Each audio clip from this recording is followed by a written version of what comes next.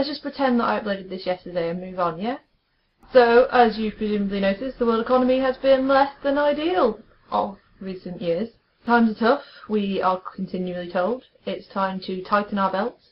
But it'll be okay, because we're all in this together. That mantra that implies unity in collective suffering, but that if we just work together, then we'll find a way to make it better for everyone. Sadly, what "we're all in this together" really means is it's shitty for everyone, so it's everyone for themselves.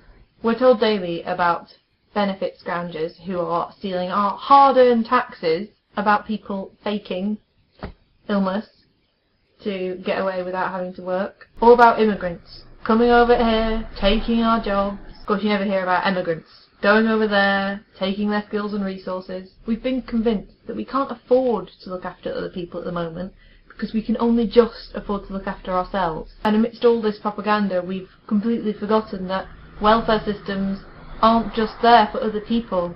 They're the safety net, which is there to catch all of us if the worst happens. We don't want to think about that one serious accident or illness that could leave us, or someone close to us, unable to work or reliant on care that we may not be able to afford and that we may have to give up work to provide. We don't want to think about the possibility that we could suddenly find ourselves unemployed and unable to find new work, that we might have to choose between paying the bills and buying food, or that we could find ourselves suddenly with nowhere to live. We don't want to imagine that our family could leave us, or that we could be forced to leave our family, that someone we love and trust could hurt us so much that we have to escape and leave behind everything that we know. And we don't want to think about growing old, that we could find ourselves alone, isolated or depressed as our mind or body fails us. We prefer to think that it couldn't happen to us, that we're safe, that we have a support network and personal savings that we can rely on. So we accept the demonisation and dehumanisation of those who ask for help,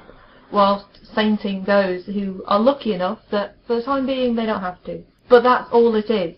Luck.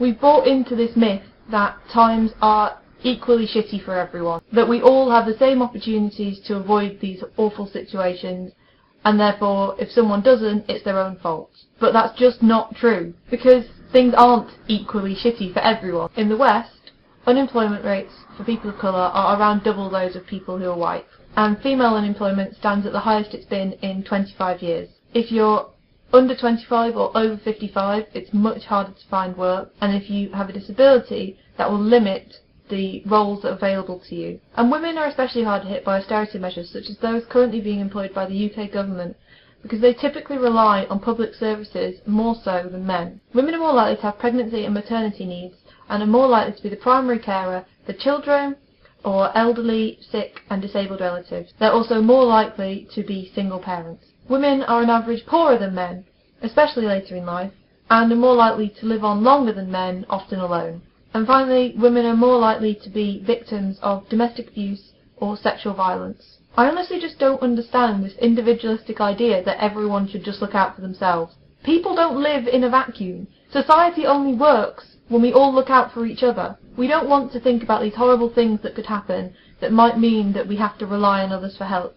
But for many, those horrible things have already happened or are happening right now. That safety net is there to catch us all.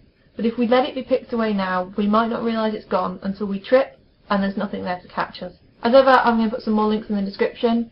They're going to be pretty UK-centric, based around the austerity measures in the UK, but I'm really interested to hear about how the economic downturn is affecting people in other countries, so please do leave response videos or just tell us in the comments below about how these cuts have been affecting you. And seriously, if you're not angry, or at the very least scared, then you're not paying attention.